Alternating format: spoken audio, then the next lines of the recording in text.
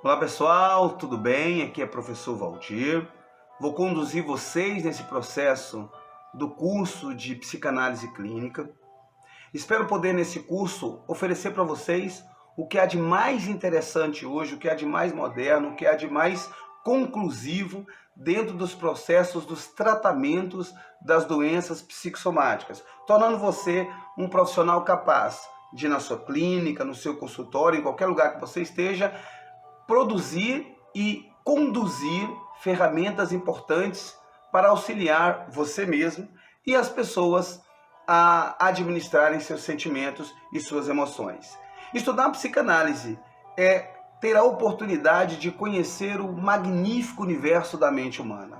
Estudar a psicanálise é ajudá-lo a tornar-se gestor das suas próprias emoções e, com isso, ajudar outras pessoas a gerir também as suas emoções. Por isso é muito importante que você fique atento a cada uma das nossas aulas. O nosso curso é um curso muito curto, então é necessário que você dedique o máximo que você puder para absorver o que de melhor nós podemos oferecer para vocês.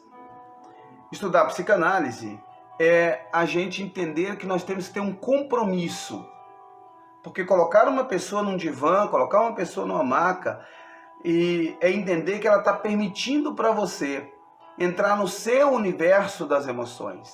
Ela está depositando em você confiança, está depositando em você o que há de mais sagrado para ela, que são as suas emoções. Ela está confiando em você, algo que está intrínseco somente a ela e que no momento que ela entra no teu consultório, ela permite que ela confia que você vai produzir para ela ferramentas importantes para que ela conduza os seus processos psicossomáticos. Então é muito importante que você fique atento a todas as nossas aulas desse curso. A psicanálise, propriamente dita, e nós já vamos começar no nosso estudo de hoje, e o nosso estudo de hoje visa entender como iniciam os processos, como Freud via e viu o funcionamento, o mecanismo da mente humana. Então, Freud, que nasceu em 1938, na região Varsóvia, Tchecoslováquia, mas depois ele passou a sua vida inteira na Austrália, embora ele tenha morrido na Inglaterra, mas nós vamos entender Freud no decorrer do nosso curso, toda a sua vida acadêmica, o que ele fez dentro dos seus processos da medicina. Ele era médico, o objetivo dessa aula é a gente entender o mecanismo da mente humana. E no decorrer do nosso curso nós vamos entendendo cada detalhe freudiano, tá certo? Freud foi tão importante no entendimento da mente humana que para alguns autores o século XX foi entendido como século freudiano. Você vê qual a importância dele, né, nesse processo de entendimento da mente humana. E por que ele foi tão importante? Porque ele conseguiu decifrar que os nossos pensamentos, nossos sentimentos, nossas lembranças, elas não acontecem de maneira aleatória. Elas têm uma sequência lógica. E quando ele entendeu que ela tem uma sequência lógica, ficou fácil, ou pelo menos ficou inteligível para nós todos os processos de entendimento das doenças psicossomáticas, que é o fundamento da psicanálise. E ele entendeu que, justamente por não ter isso de maneira isolada, nós construímos um caminho, e esse caminho ele é construído no momento que a gente nasce, talvez no momento da fecundação, para alguns entendedores, até o momento que a gente morre. Então esse caminho percorrido pela mente humana faz com que a gente construa nossos processos de felicidade, de prazer, ou também da desconstrução da falta de prazer. E é justamente a falta desse prazer em viver que levam as pessoas aos processos das doenças psicossomáticas. Mas para a gente entender isso, nós precisamos entender que nós temos um processo consciente na nossa vida, mas nós também temos um processo inconsciente. Então, para a gente entender isso aí, Freud ele fez um mapa. E esse mapa da consciência e da inconsciência faz a gente perceber que o consciente, que é isso aqui que nós estamos agora, quando o teu paciente chega na tua clínica, quando nós nos encontramos de maneira consciente, é isso aqui que está acontecendo agora. Por exemplo, você poder detectar o que está ao teu redor no momento, detectar, por exemplo, atenção nesse vídeo. Vocês estão tendo atenção agora. Essa atenção ela é consciente.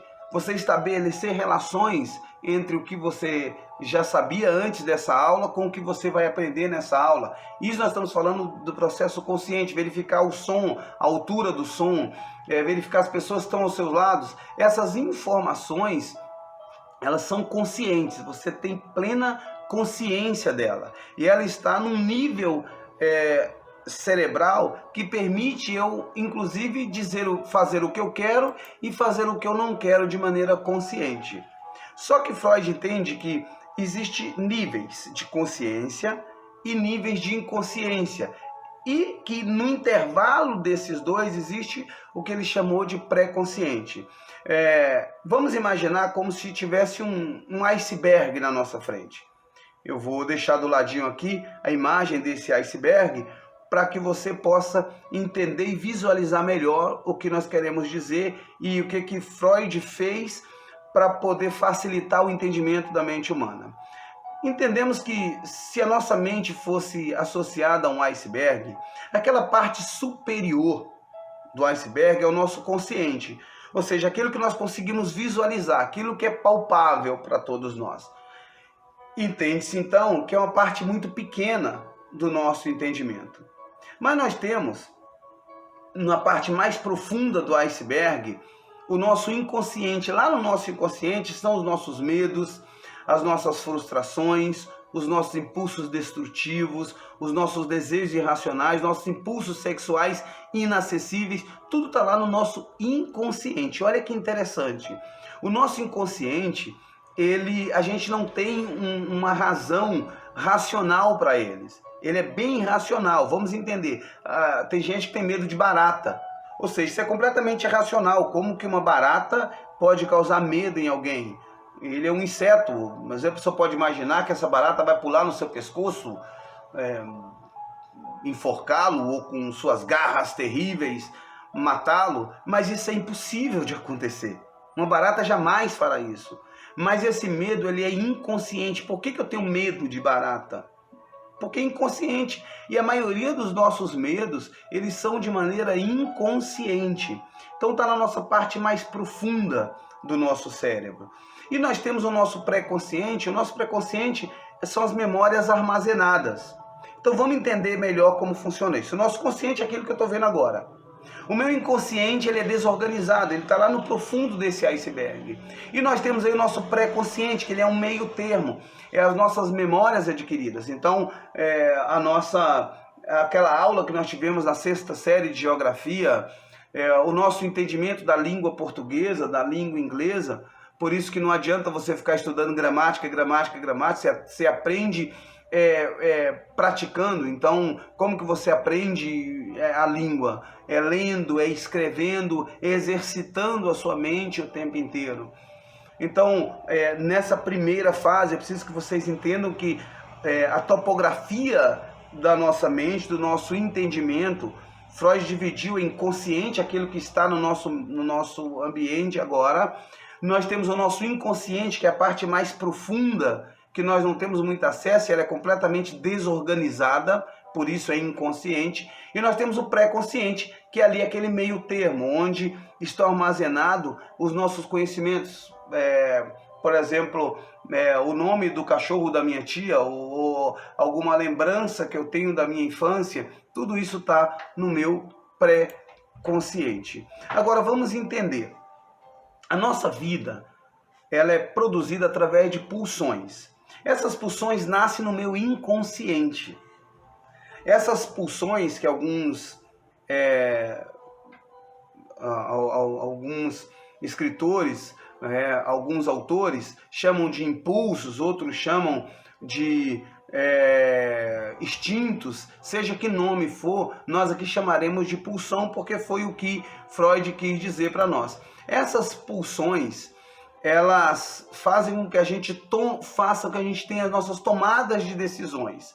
elas nos impulsionam a fazer qualquer coisa que nós queremos fazer. E toda pulsão, e nós vamos entender essa pulsão como aquilo que nós precisamos todos os dias construir.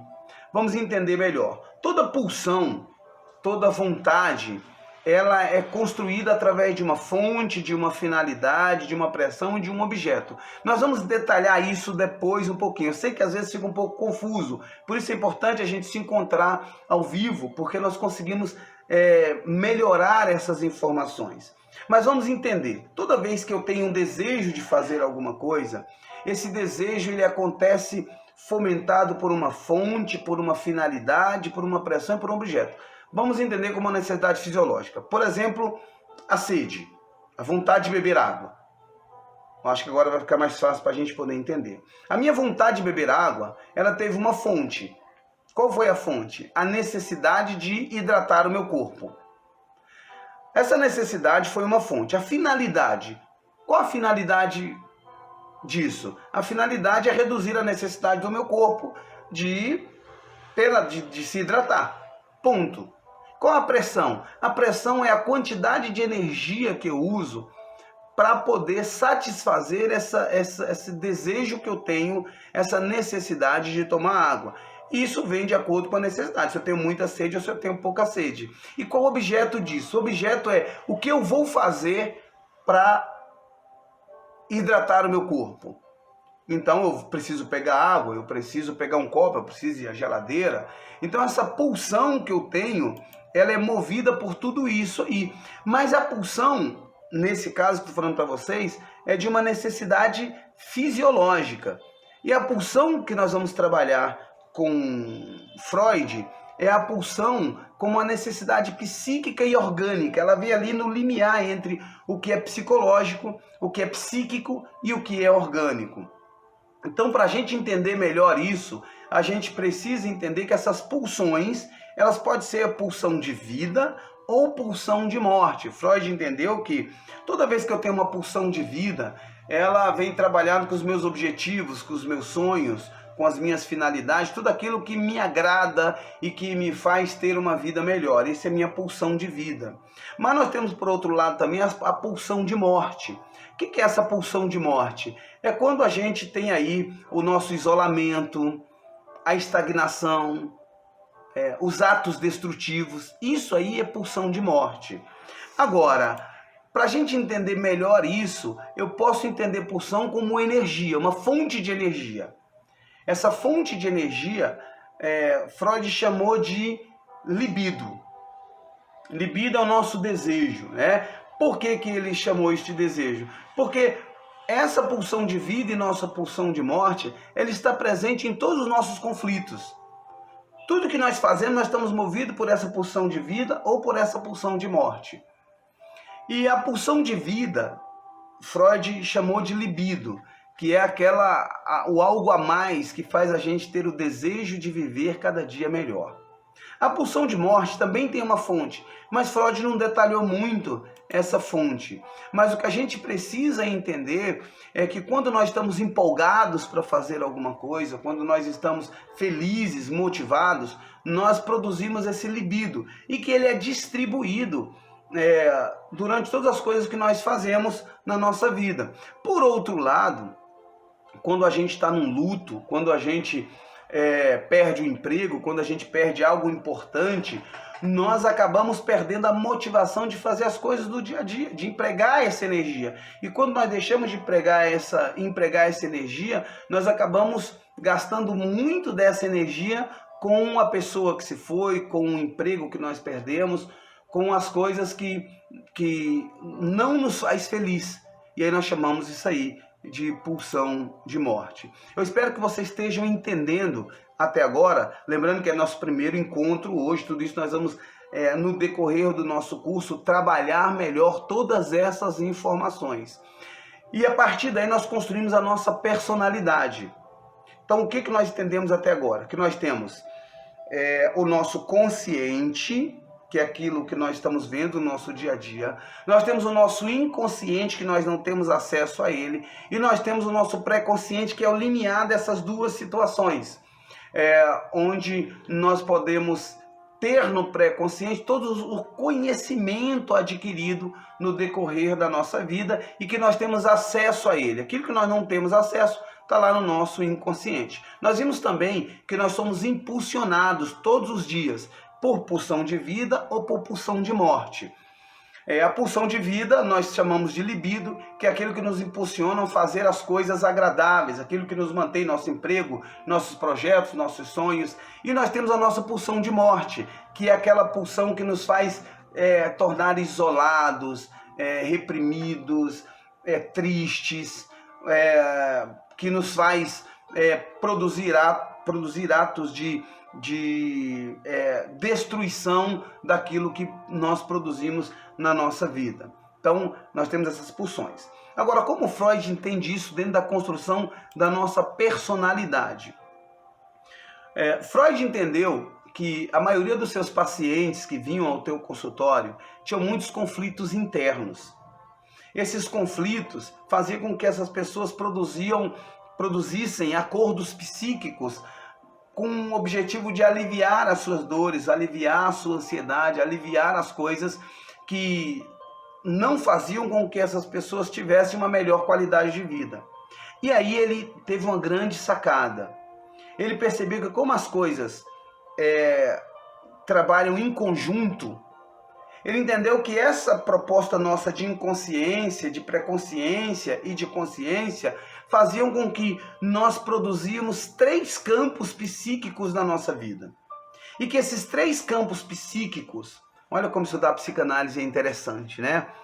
A gente começa a entender como que funciona a nossa mente.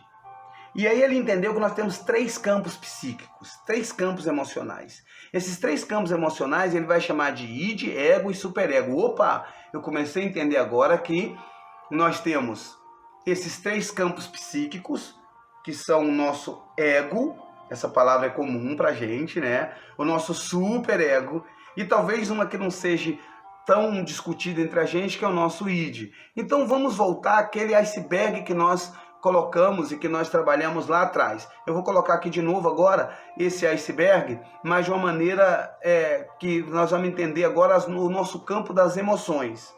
Nós vimos o nosso campo técnico, né? O nosso campo mais ligado ao conhecimento. E agora nós vamos ver um campo ligado às nossas emoções. E aí, olha só, esse novo iceberg, ele trabalha justamente naquela proposta anterior de conhecimento, porém, agora no campo das emoções. E olha que interessante, nós temos nesse iceberg o id, o ego e o superego. O superego, ele toma conta da maior parte desse iceberg. A maior parte dele é o nosso superego. Então, Freud, nessa proposta emocional, ele diz que nós temos o nosso id. O nosso id é aquilo que está mais lá profundo no nosso inconsciente. O id, para Freud, ele é um elemento psicológico da nossa mente. Nele ficam armazenadas as nossas pulsões, ou seja, o início de tudo, essa energia psíquica que dá os processos mais primitivos. Ele é guiado pelo prazer. E o id, ele não tem nenhuma regra. O nosso inconsciente, ele não trabalha com regras. O que interessa para o nosso id é a satisfação do nosso desejo, do nosso prazer, é a expressão da nossa satisfação. Ele fica localizado no nosso inconsciente do cérebro. Ele não reconhece os elementos sociais. Sendo assim, a gente precisa entender que o nosso id ele é completamente inconsequente. Ele trabalha nos nossos impulsos sexuais mais intensos, ele trabalha buscando as formas de realizar os nossos desejos mais profundos.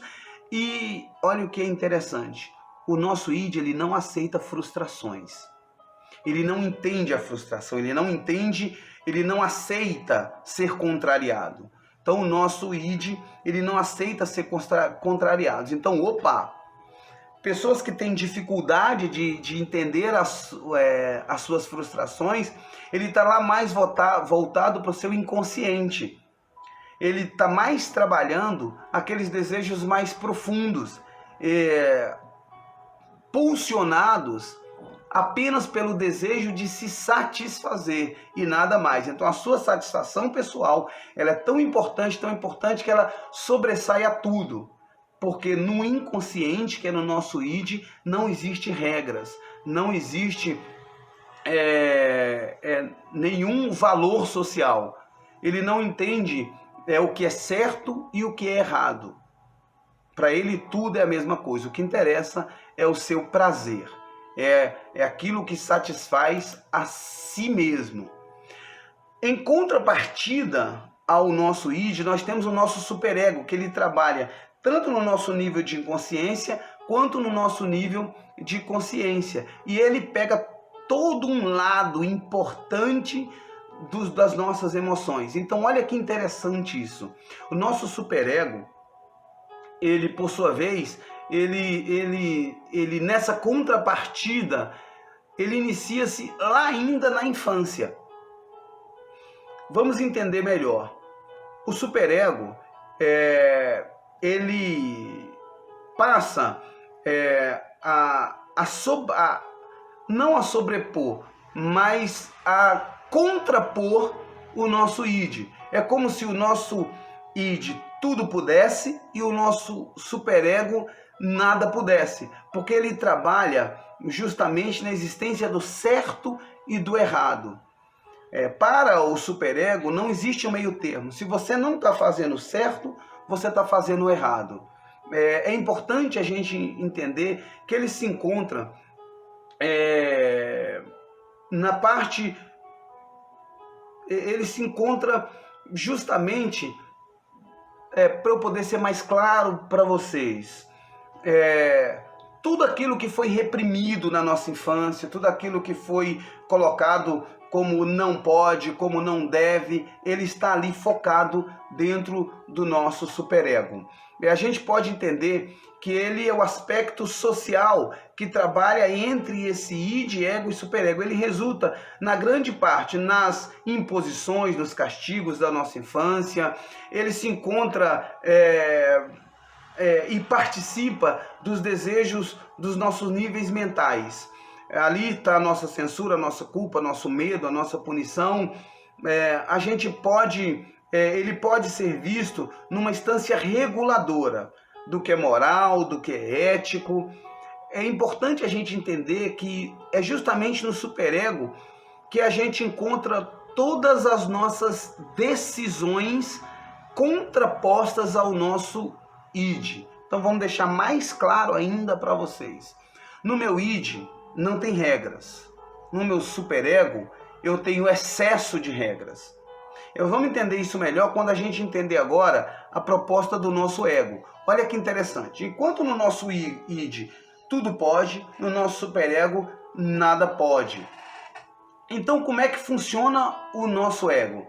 Olha, para vocês entenderem direitinho, e nós vamos fazer uma discussão mais profunda disso lá no nosso encontro ao vivo. O ego seria, para Freud, o elemento principal. O elemento principal. Ele é a nossa instância psíquica e evolui a partir do nosso id. Então surge no nosso id e aí o nosso ego parte desse princípio. Possui elementos do inconsciente e apesar disso ele funciona principalmente como nível de consciência. Ele é guiado pelo princípio da realidade. Uma das suas funções é limitar o nosso id quando ele entender que alguma coisa ali está errado. O nosso ego, pessoal, ele representa a mediação entre a exigência do id e as limitações do nosso superego na sociedade. Então entenda com mais clareza isso. No nosso id tudo pode, no nosso ego nada pode. Aliás, no nosso superego nada pode. E o nosso ego, ele trabalha justamente no limiar. O que aqui tanto deseja e o que aqui nada deseja, nada pode. É como uma passagem bíblica de Paulo, quando ele coloca aqui, tudo me convém, mas nem tudo me é lícito. Então o que eu posso fazer nesse meio aí? Justamente no nosso ego que a gente consegue filtrar aquilo que é permissivo e aquilo que não é permissivo. A gente aprende, dentro da psicanálise, e aí vocês vão ver nos seus pacientes, o que há de mais lindo nesse processo, que é a gente aprender a se perdoar. E quando a gente aprende a se perdoar, que aí é uma função do ego, a gente também aprende a perdoar as outras pessoas. Vamos entender ainda melhor isso. O ego nos ajuda a compreender melhor que, por exemplo, perdão não é uma questão de religião, de religiosidade. Perdão é uma questão de inteligência. Quanto mais inteligente você é, mais você perdoa as pessoas, mais você se perdoa, mais você se entende. Então, vamos entender aqui. O ego, o id é como se fosse aquele anjinho mau, falando faz, faz, faz, faz.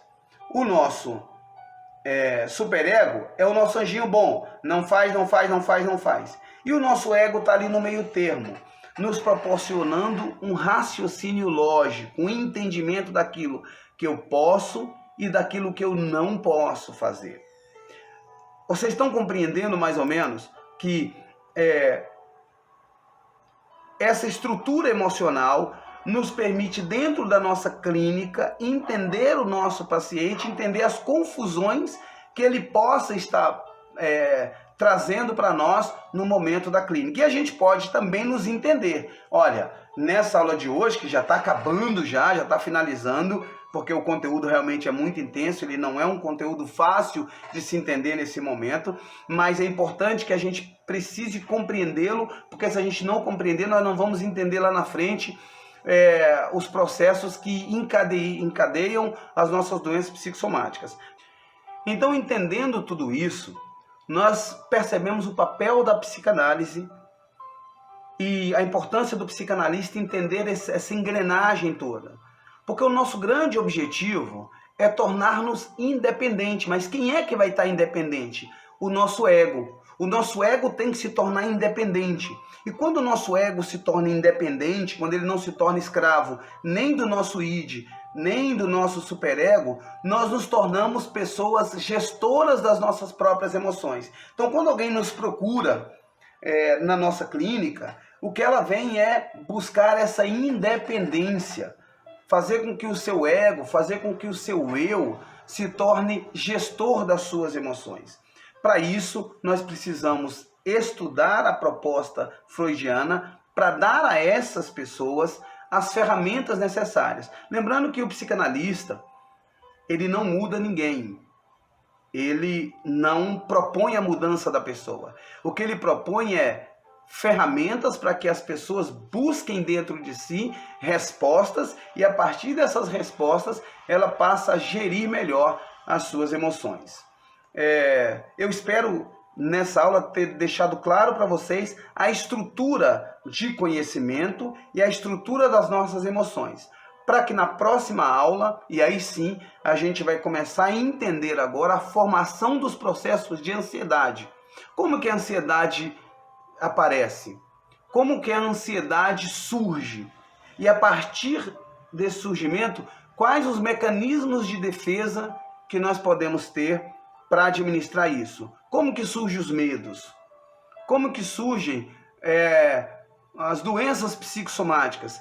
Elas surgem na infância, na adolescência, na fase adulta? Como que isso surge? E aí na próxima aula, a gente, com esse conhecimento de hoje, nós vamos entender o surgimento dessas patologias psicossomáticas. Espero hoje ter contribuído para vocês no conhecimento, e lembre que essa aula ela é confusa mesmo um pouco.